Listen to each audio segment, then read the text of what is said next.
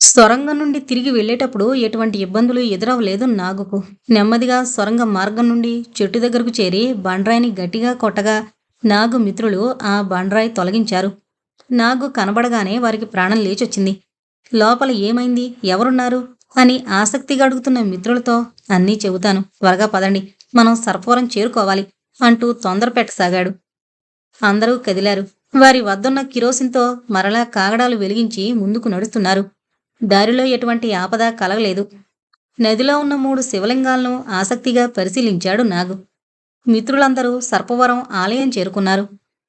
సర్పవరం చేరుకున్న మిత్రులు ఆలయం నుండి బయటకొచ్చిన తర్వాత నాగు ఆందోళన గ్రహించి ఏమైంది అని ప్రశ్నించారు. ఇప్పుడు ఏమీ చెప్పలేను. ఈ రోజు అన్ని ప్రశ్నలకు సమాధానం లభిస్తుంది. రాత్రి 8 గంటలకు సిద్ధంగా ఉండండి. మనకు అవసరమైన వస్తువులన్నీ తీసుకురండి. ఈ రాత్రికి పురాతన మందిర రహస్యాలు ఛేదించాలి. లేదంటే నా ప్రయత్నం వృధా అవుతుంది. దయచేసి నాతో కలిసి ఈ ఒక్కరోజు రండి. నాకు ఈ ప్రమాద స్థితిలో సహకరిస్తున్న మీ రుణం మరువలేను అని నాగ్ అంటుండగా, అలా అనుకు నాగ్. నీకోసం ఇక్కడే చనిపోమన్నా సిద్ధం. నీకోసం ఏం చేయడానికైనా మేం సిద్ధం. మాకు ఏమైనా పర్వాలేదు. నువ్వు నీ కుటుంబం ఈ గ్రామానికి అవసరం అని అంటున్న మిత్రుల వైపు కృతజ్ఞతగా చూశాడు నాగ్. అందరూ ఇళ్లకు బయలుదేరారు. ఈ రాత్రి ఎంత భయంకరంగా ఉంటుందో మిత్రులకు తెలియజేయడానికే నాగ్ అలా మాట్లాడాడు. రాత్రి 8 గంటలు కావస్తోంది. భోజనం పెట్టమని అమ్మని అడిగాడు నాగ్. అమ్మా, నాకు నీ చేత్తో తినిపించమని అడగ్గా ఆశ్చర్యపోయిన నాగ్ అమ్మగారు ప్రేమతో గోరుముద్దలు తినిపించసాగింది. ఆమె వైపే చూస్తూ నాగు తినసాగాడు. అతని కళ్ళల్లో నీళ్లు తిరుగుతున్నాయి. ఈ రాత్రికి నేను క్షేమంగా తిరిగి రాకపోతే ఇక అమ్మను చూడనేమో అనుకుంటూ తన 2 కళ్ళల్లో అమ్మ రూపంను నింపుకుంటున్నాడు. భోంచేసి నాన్నగారి దగ్గరకు వెళ్ళి, ఈరోజు రవి వాళ్ళింట్లో మిత్రులందరం పడుకుంటాం నాన్నగారు అని చెప్పి, ఇక కొన్ని రోజులే కదా ఇక్కడ ఉండేది, అందుకే అందరం కాస్త సరదాగా ఉంటాం అన్నాడు. సరే, జాగ్రత్త. రాత్రి 9 తర్వాత బయటకు రావద్దు అని చెప్పారు తండ్రి. బైక్పై వెంకట్ వాళ్ళ ఇంటికి చేరుకోగానే అప్పటికే మిత్రులక్కడ సిద్ధంగా ఉన్నారు. అందరూ బైకులపై పురాతన మందిరం వైపు బయలుదేరారు. బైకులు పొదల దగ్గర పార్క్ చేసి నెమ్మదిగా రాజమందిరం వైపు నడక సాగించారు. కాగడా వెలుగులో జాగ్రత్తగా నడుస్తున్నారు. అలా నడుస్తూ పురాతన బావి దగ్గరకు చేరుకున్నారు. ఆ బావి దగ్గరకు చేరుకోగానే నాగు ఉద్వేగంకు గురయ్యాడు. ఈ బావిలోనే కదా మా అత్త ఆత్మహత్య చేసుకుంది అని మనసులో నాగు అనుకోగానే వారు నడిచే దారిలో ఒక్కసారిగా వెలుగొచ్చి మాయమైంది. ఆ పరిణామానికి బిత్తరపోయారు. సమయం రాత్రి దాదాపు 10 గంటలు కావస్తోంది. నాగు మిత్రులను ఒక్క క్షణం ఆగమని ఆ బావి దగ్గరకు నడవసాగాడు.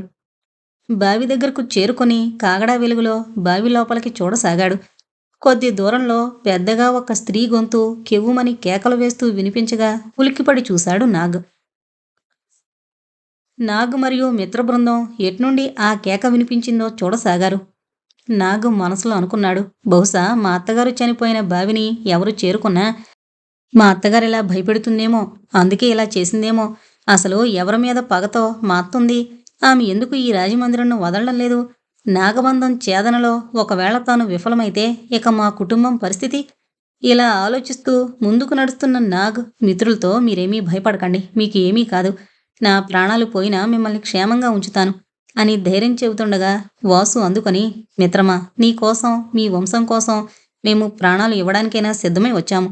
అవసరమైతే నిన్ను రక్షించి మా ప్రాణాలు వదులుతాం. ఈరోజు మాకు ఏ భయం లేదు. ఏదైనా పర్వాలేదు. ఏ ఆటంకం వచ్చినా ఈరోజు మనం ఇక్కడ నుండి కదలొద్దు. విజయమో వీర స్వర్గమో తేల్చుకుందాం అని అంటున్న వెంకట్ మాటలు విని నాగు కళ్ళ వెంట నీళ్లొచ్చాయి. నా కోసం, మా వంశం కోసం ప్రాణాలు కూడా ఇవ్వడానికి సిద్ధపడ్డ ఇటువంటి వారు ఉన్నందుకు గర్వపడ్డాడు. ఆ క్షణంలో నాగులో మరింత కసి పెరిగింది. ఏది ఏమైనా ఈ రోజుతో తేలిపోతుంది అంటూ ముందుకు సాగారు. రాజమందిరం ప్రధాన ద్వారం దగ్గరకు చేరుకొని లోపలికి ప్రవేశించారు. లోపల మొత్తం కటిక చీకటి, ఏమీ కనపడ్డం లేదు. అయినా కాగడా వెలుగులో ముందుకు నడుస్తున్నారు. లోపలికి ప్రవేశించగానే వారికి పెద్దగా ఒక స్త్రీ భయంకర వికటాట్టహాసం వినిపించసాగింది. ఒక్క క్షణం ఆగి తేరుకుని మరలా ముందుకు నడుస్తున్నారు. ఎందుకో అందరిలో మొండి ధైర్యం కనిపిస్తోంది. నవ్వు ఆగిపోయి అతి ప్రశాంతంగా ఉన్న భవంతిలో పెద్దగా ఎవరో వారికి దగ్గరలో నడుస్తూ గజ్జెల శబ్దం చేస్తూ ముందుకు వెళుతున్నట్టు వినిపిస్తోంది. కానీ మనిషి కనపడ్డం లేదు. అంతకుముందు దారి చూసిన అనుభవం ఉంది కనుక నేరుగా 2వ అంతస్తు దగ్గరకు చేరుకున్నారు. మూడవ అంతస్తులో తన అత్తగారి గదున్నట్లు అంతకుముందే తెలుసుకొనుక నాగు సరిగ్గా మూడో అంతస్తు మెట్ల వద్ద నాగబంధం వేసిన ప్రాంతానికి చేరుకున్నాడు.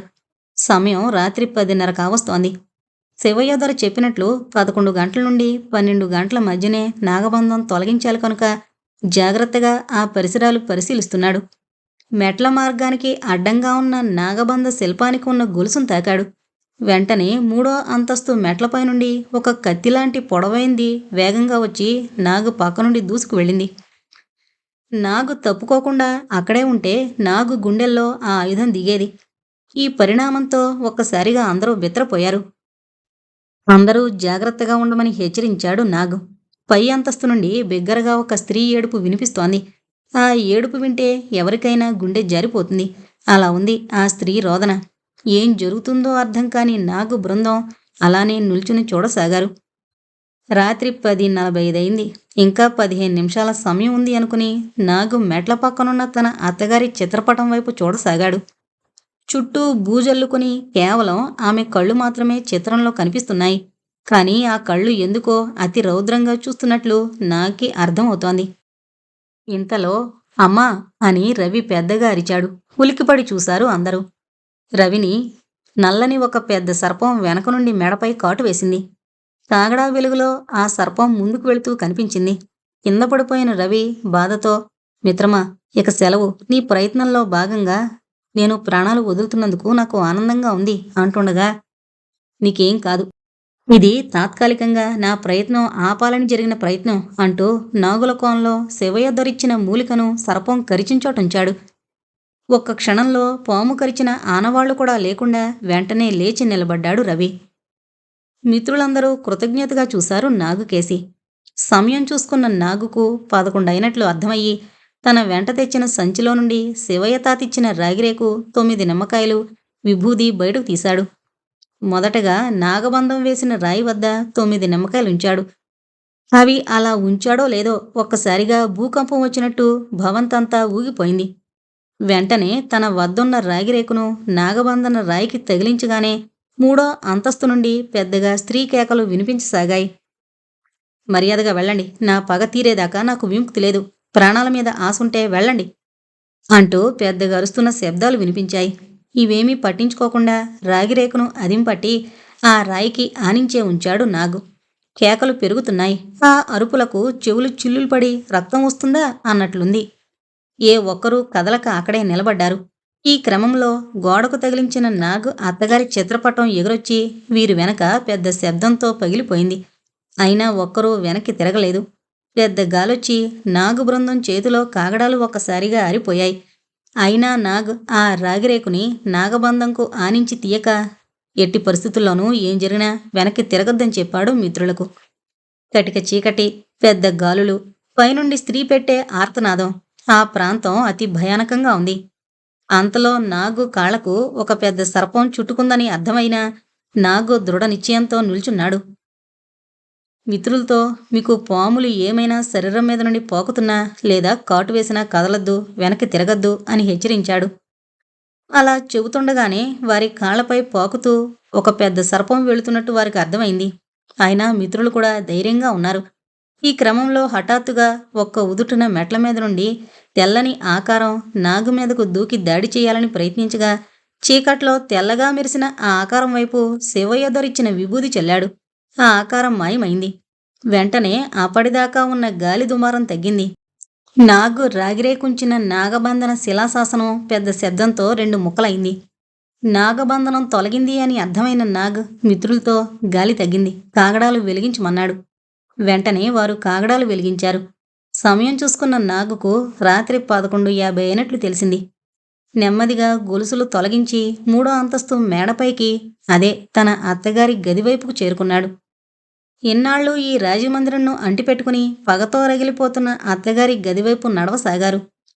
నాగబంధం తొలిగాక మీ అత్తగారి గదిలోకి వెళ్ళేటప్పుడు అతి జాగ్రత్త అని, నాగబంధం వరకు మాత్రమే తాను ఛేదించగలనని, ఆత్మగా మారిన మీ అత్తగారిని కట్టడి చేసే శక్తి తనకు లేదని, అందులో ఆమె శివుడికి ప్రీతిపాత్రురాలైన భక్తురాలని, ఇన్నాళ్ళు ఆమె ఆత్మ భూలోకంలో ఉందని, ఆమె మరణానికి మీ వంశరక్షణకు ఏదో సంబంధం ఉందని చెప్పాడు తాత. శివయ్య తాత చెప్పిన మాటలు గుర్తు తెచ్చుకుని నెమ్మదిగా నడవసాగాడు నాగు. అంతా నిశ్శబ్దంగా ఉంది. మూడో అంతస్తు చేరుకొని కొద్ది దూరం నడవగానే ఒక పెద్ద ద్వారం ముందు ఒక సర్పం ఉన్నట్లు కాగడా వెలుగులో అర్థమయ్యి అక్కడికి కొద్ది దూరంలో నిలబడ్డాడు నాగు. బహుశా ఇదే మా అత్తగారి గది, అన్ని రహస్యాలకు నిలయమైన గది అనుకుంటూ ఆ సర్పం వైపే చూడసాగాడు. అది ముందుకు వీరి వైపు రావాలని ప్రయత్నం చేయగా శివయ్య దొరిచ్చిన మూలికొకటి ఆ సర్పం వైపు విసిరాడు నాగు. వెంటనే ఆ సర్పం అక్కడ్నుండి తన అత్తగారి గదిలోకున్న తలుపు రంధ్రం ద్వారా గదిలోకి వెళ్ళిపోయింది. ఆ ద్వారం దగ్గరకు చేరుకున్న నాగు మరియు మిత్రులు ఆ తలుపు ఎలా తీయాలి అని ఆలోచిస్తున్నారు. బయట గడియ నాగు తీయగా అది వెంటనే వచ్చింది. తలుపులు నెట్టగా అవి మాత్రం బలంగా ఉన్నాయి. అందరూ కలిసి నెట్టినా రావడం లేదు. ఎటువంటి శబ్దం లేదు. చాలా నిశ్శబ్దంగా ఉంది లోపల. ఎవరో గడియ పెట్టినట్లు అర్థమైంది వారికి. అయినా బలంగా నెడుతున్నారు. అంతలో ఒక్క ఉదుటున గడియ తీసినట్లు గది తలుపులు తెరుచుకున్నాయి. ఆ తాకిడికి ఒక్కసారిగా అందరూ వెళ్లి గదిలో పడ్డారు. వారు అలా లోపల పడగానే పెద్ద శబ్దంతో వాటంతట అవే తలుపులు మూసుకున్నాయి. వారి చేతిలోని కాగడాలు అదే గదిలో దూరంగా పడ్డాయి. ఈ పరిణామానికి బెత్తరపోయిన మిత్రులు కటిక చీకట్లో అటే చూడసాగారు.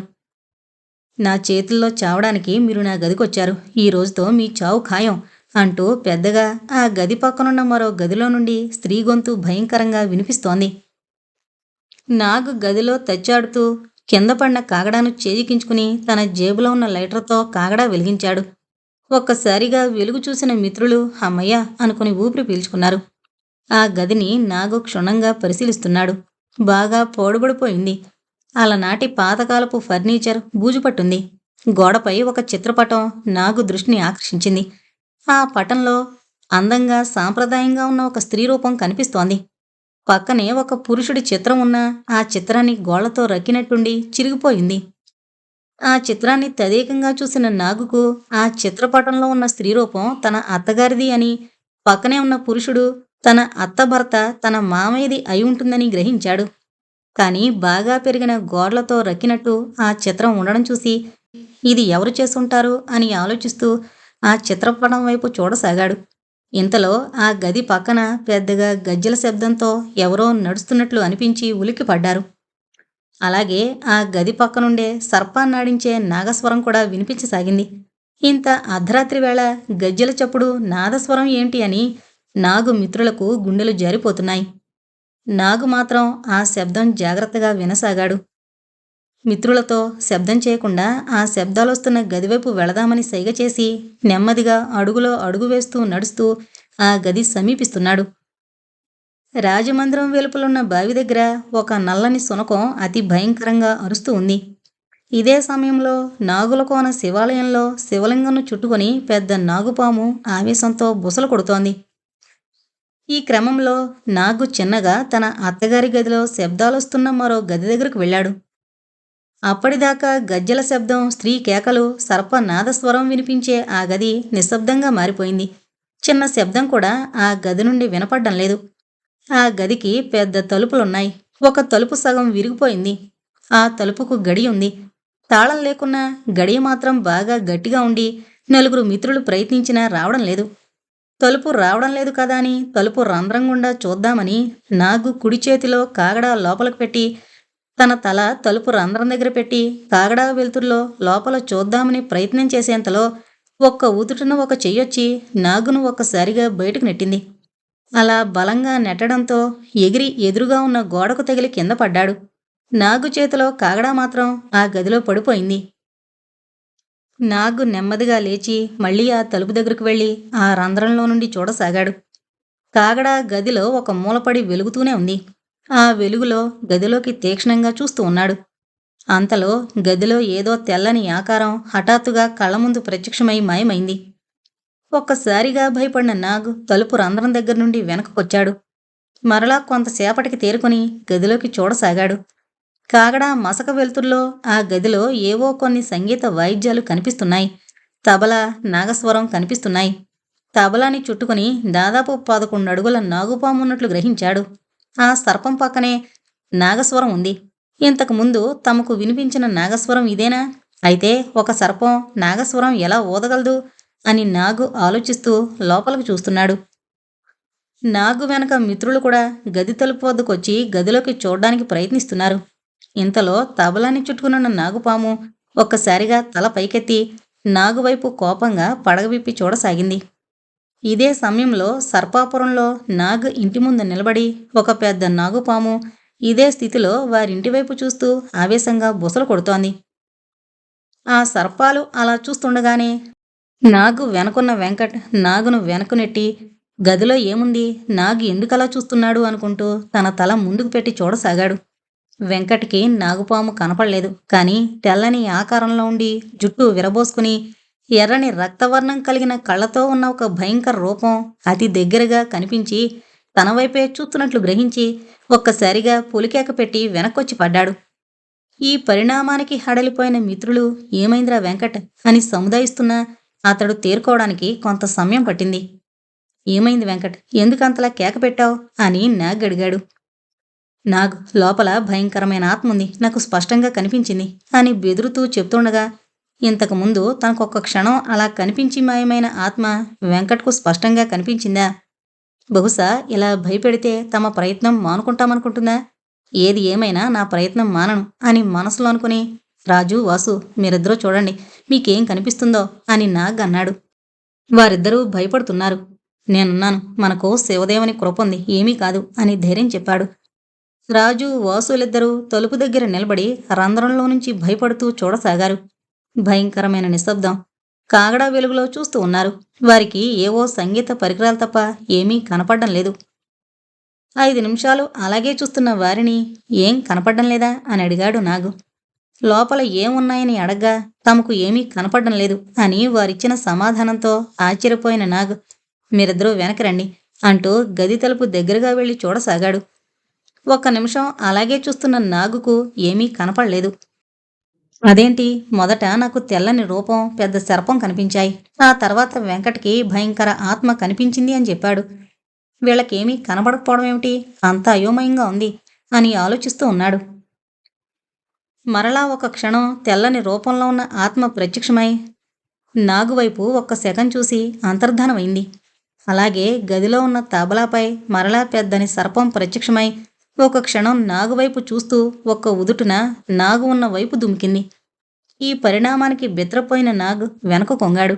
కాని ఆ పెద్ద సర్పం దూకిన వేగానికి పురాతన తలుపు పెద్దగా ఊగిపోయింది. అంతకుముందు 4 పట్టుకుని లాగినా రాని తలుపు గడియ కూడా ఊడి దూరంగా పడిపోయింది. వెనకకొచ్చిన నాగుకు తలుపు లోపల సర్పం పరిస్థితి అర్థం కాలేదు. తేరుకున్న నాగ్ ఆ తలుపు దగ్గరకు వెళ్లి బలంగా వెనక్కి నెట్టాడు. కిర్రుమని శబ్దం చేసి తలుపులు తెరుచుకున్నాయి. నాగ్ మదిలో అనుకున్నాడు, ఈ సర్పం తలుపు తెరవడంలో నాకు సహాయపడిందా, లేక తనను ఈ గదిలోకి ప్రవేశింపజేసి తనను చంపడానికి ప్రయత్నిస్తోందా అని అనుకుంటూనే గది లోపలికి నెమ్మదిగా ప్రవేశిస్తున్నాడు. వెనకనే మిత్రులు ప్రవేశించారు. కింద పడిన కాగడా వెలుగుతూనే ఉంది.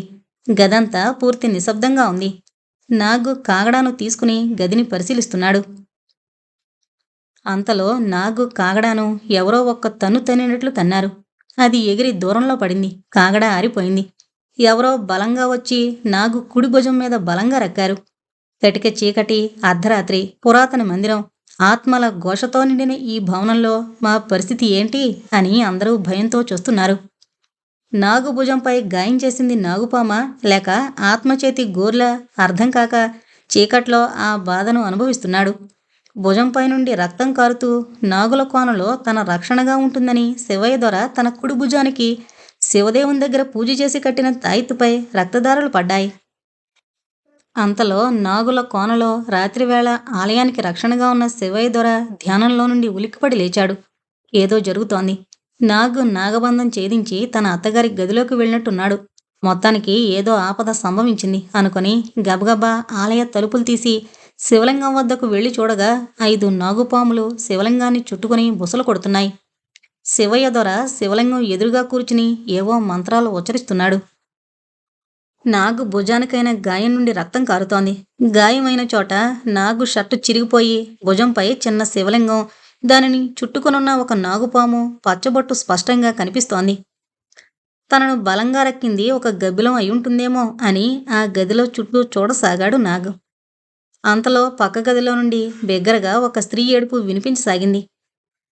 ఎటు నుండి ఆ ఏడుపు వస్తుందో అని ఊపిరి బిగపట్టుకుని చూడసాగారు నాగు మరియు మిత్రులు. రారా, ఇక్కడకు రా అని స్త్రీ స్వరం వినిపించసాగింది. ఆ స్వరం వినిపించిన వైపు వెళుతున్న నాగును అనుసరిస్తున్నారు మిత్రులు. వారికి ఆ పిలుపు వినిపించే గది దగ్గరకు వెళ్లారు. నాగు ముందు జాగ్రత్తగా అదనంగా తెచ్చుకున్న లైటర్ను వెలిగించాడు. ఆ తలుపులు అలనాటి జమీందార్ల భవన కట్టడ నిర్మాణ తలుపుల్లా కనిపిస్తున్నాయి. నాగు మిత్రులకు మాత్రం ఆ తలుపులు మృత్యు ద్వారాల్లా కనిపిస్తున్నాయి. ఆ తలుపుకి దగ్గరగా వెళ్ళి నాగు కొద్దిగా కనిపిస్తోన్న చిన్న రంధ్రం ద్వారా లైటర్ కాంతిలో చూడగా అక్కడ ఎదురుగా ఒక తెల్లని ఆకారం తన వైపు చూస్తూ రారా అని ఆహ్వానిస్తూ ఉన్నట్లుంది.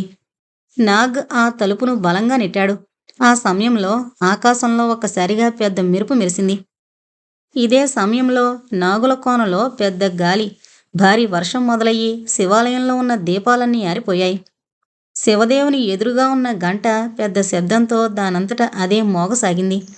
శివయ్య దొర మాత్రం కళ్ళు తెరవకుండా, ప్రకృతి బీభత్సం పట్టించుకోకుండా పెద్దగా మంత్రాలు చదువుతూనే ఉన్నాడు. అదే సమయంలో సర్పవరంలోని శివాలయంలో కూడా వాటంతటవే గంటలు మోగసాగాయి. పురాతన రాజమందిరంలో నాగు బలంగా నెట్టిన తలుపు కిర్రుమని పెద్ద శబ్దంతో తెరుచుకుంది. నాగ్ నెమ్మదిగా ఆ గదిలోకి ప్రవేశించాడు. నాగ్ గదిలోకి వెళ్ళగానే వెనకొస్తున్న మిత్రులు తలుపు దగ్గరకు వెళ్లేలోపే తలుపులు మూసుకుపోయాయి. భయంగా అలాగే చూస్తూ లోపలున్న నాగు పరిస్థితి ఏంటి అని ఆందోళనలో ఆ తలుపు పక్కనే కూర్చుని లోపల ఏం జరుగుతుందో అని చూడసాగారు. గది లోపలికి వెళ్లిన నాగుకి గందరగోళంగా ఉంది. అప్పటిదాకా వింత శబ్దాలు, ఏడుపులు వినిపించిన ఆ గది చాలా నిశ్శబ్దంగా ఉంది. లైటర్ కాంతితో చుట్టూ చూస్తున్నాడు నాగు. అలా చూస్తున్న నాగుకు గది చివర ఒక మూలలో ఒక మహారాజా దివాన్ లాంటి కుర్చీలో తెల్లని ఆకారం అకస్మాత్తుగా కనిపించింది. ఒక్కసారిగా కంగారు పడ్డ నాగు కొంచెం దూరంగా వెళ్లబోగా ఆ కుర్చీలో కూర్చున్న స్త్రీ రూపం భయపడకు, రా, దగ్గరకు రా అంటూ పిలిచింది. ఆ పిలుపుకి నెమ్మదిగా ఆ తెల్లని ఆకారం దగ్గరకు సమీపించాడు నాగు. ఆ ఆకారం దగ్గరకు నెమ్మదిగా వెళ్లిన నాగుకు తన ఎదురుగా ఉన్న మరో కుర్చీలో కూర్చోమని ఆ రూపం చెప్పగా కూర్చున్నాడు. ఆ ఆకారం ముఖం మాత్రం నాగుకు కనపడడం లేదు. రూపం మొత్తం కొన్ని సంవత్సరాలుగా తైల సంస్కారం లేని పొడవాటి జుట్టుతో కప్పబడింది. ఎవరు నువ్వు? ఎందుకు నా భవంతి చుట్టూ తిరుగుతున్నావు? ఇక్కడ నీకేం పని అని గద్దించినట్టు పెద్ద స్వరంతో నాగును ప్రశ్నించగా అవేమీ పట్టించుకోకుండా నాగ్ లైటర్ వెలుగులో ఆమె ముఖం చూడాలని ప్రయత్నం చేశాడు. ఆ స్త్రీ రూపం ఒక్కసారిగా బిగ్గరగా వికటాటహాసం చేసింది. నాగు చేతిలో లైటర్ ఆరిపోయింది. చిమ్మ చీకటి. అప్పటిదాకా గదిలోపల వెలుగును చూస్తున్న బయటున్న నాగు మిత్రులకు ఒక్కసారిగా చీకటి చూసి లోపల తమ మిత్రుడికి ఏం ఆపదొచ్చిందో అని ఆందోళనలో మునిగిపోయారు. లోపల జరిగే సంభాషణ, వికటాటహాసం మాత్రం బయటున్న మిత్రులకు వినపడ్డం లేదు. చీకట్లో కూర్చున్న నాగుతో ఆ ఆకారం, ఎవరు నువ్వు? ఎందుకొచ్చావు? ఈ భవంతిలోకొచ్చి ప్రాణాలు పోగొట్టుకోవాలని ఎందుకు చూస్తున్నావు? దానికి నాగు, శివపార్వతి అత్త, ఇది నీ భవంతితో పాటు నా భవంతి కూడా. నా మనసు ఖచ్చితంగా చెప్తోంది నువ్వు తప్పక మా అత్తవే అని చెప్పిన సమాధానంకి చీకట్లో నుండి ఆ స్త్రీ రూపం మౌనంగా రోదిస్తున్న శబ్దం నాగు చెవిన పడింది. నిజమే చెప్తున్నా అత్త, నేను నీ అల్లుణ్ణే, నీ సోదరుడు నాగశేషయ్య గారి కుమారుడు నాగఫణీంద్ర అని పలికిన నాగు మాటలకు ఆ స్త్రీ మరింత బిగ్గరగా రోదించసాగింది. అవును ఫణి, నువ్వు ఈ భవంతికున్న నాగబంధం విడిపించినప్పుడే నాకు ఎవరో నా వాళ్ళు ఈ భవంతిలోకొచ్చారని అర్థమైంది. ఆ నాగబంధం విడిపించడానికి గతంలో చాలామంది ప్రయత్నించి ప్రాణాలు కోల్పోయారు. కొద్దిసేపటి ముందు ఈ భవంతిలో గబ్బిలం చేసిన దాడిలో నీ భుజంకున్న శివలింగంను చూశాక నువ్వు నా వంశీకుడివి అని అర్థమయ్యి ఇక నీపై దాడాపి నిన్ను ఆహ్వానించాను. మన కుటుంబాన్ని నాశనం చేశారు. నేను ఇలా ఆత్మహత్య చేసుకుని ఉండకపోతే అసలు శాశ్వతంగా మన వంశమే ఉండేది కాదు. అందుకే పగతో రగులుతూ ఈ భవంతిని, అలాగే మన వంశీకుల పురాతన శివాలయాన్ని కాపాడుతూ వస్తున్నాను. పగ చల్లారని నీ ఆత్మ దిక్కులేని అనాథల ప్రేతాత్మగా గత కాలపు గుర్తులను మననం చేసుకుంటూ ఈ పాడుబడిన భవంతిలో తిరుగుతోంది. అత్త, రానున్న కార్తీక పౌర్ణమికి మన వంశంలో మిగిలిన నన్ను, నాన్నని, అమ్మని నాశనం చేయడానికి ప్రయత్నిస్తున్నారనే విషయం తెలుసుకుని నేను లండన్ నుంచి వచ్చానత్త. నాకు ఈ ప్రయత్నంలోనూ సహాయపడాలి. నేను ఆత్మను, నేనేం చేయగలను? కానీ తప్పక నా వంతు సహకారం అందిస్తాను అంది ఆత్మ. నీ రూపం ఒక్కసారి చూడాలి అన్న నాగుతో, వద్దు, నన్ను చూస్తే భయపడతావు. ఆత్మలను నేరుగా మానవులు చూడలేరు. వద్దు అత్త, ఒక్కసారి నిన్ను చూడాలి అంటున్న నాగుతో సరే అని ఒక్కసారిగా నిలబడింది. కటిక చీకట్లో ఎలా చూడగలను అనుకుంటున్న నాగుకు ఇంతలో అదే గదిలో పాడుబడిన ఒక విద్యుత్ దీపంలో పెద్ద కొవ్వొత్తి దానంతట అదే వెలిగి గదిలో తామిద్దరూ కూర్చున్న ప్రాంతమంతా వెలుగొచ్చింది. ఎదురుగా నిలబడిన తన అత్తాత్మను చూసి నాగుకు గుండెగినంత పనైంది. రక్తంతో నిండిన కళ్ళు, పెద్ద జుట్టు, పెరిగిన గోళ్ళు అతి భయానకంగా ఉంది. అంత భయానకంగా ఉన్న తన అత్త ఇలా అయిందే అని బాధపడుతూ నాగు ఆమె దగ్గరకు వెళ్ళడానికి ప్రయత్నించబోగా వద్దు అని వారించింది ఆ రూపం. రోదిస్తూ చూస్తున్న నాగుకు హఠాత్తుగా ఆమె పక్కనే మరో రాజకుమార్ లాంటి రూపం, నుదుట శివనామాలు ధరించి సాంప్రదాయంగా హుందాగా ఉన్న స్త్రీ రూపం కనిపించింది.